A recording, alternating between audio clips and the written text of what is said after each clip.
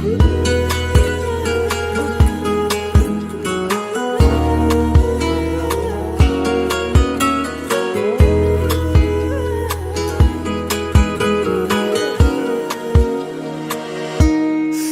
موهات واسه من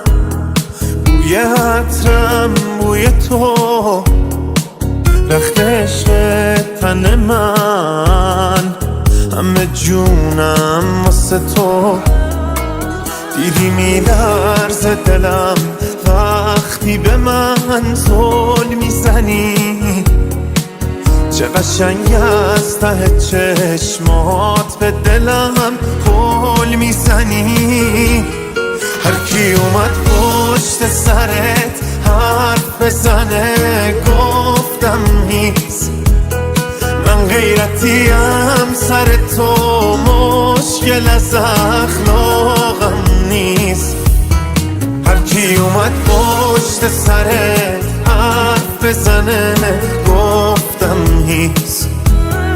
من غیرتیم سر تو مشکل از اخلاقم نیست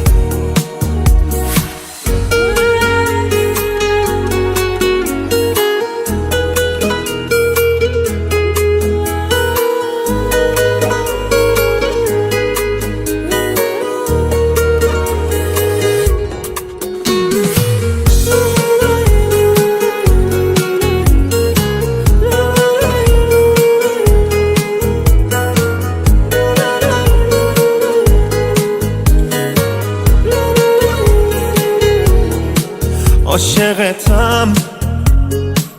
به کسی ربطی نداره هرچی بشه پیشتم عیبی نداره کنار هم قد عشقمون بلنده ما پیش هم یعنی ترکیب برنده هر کی اومد پشت سرت حرف بزنه گفتم نیست من غیرتیم سر تو مشکل از اخلاقم نیست هر کی اومد پشت سرت حرف بزنه گفتم نیست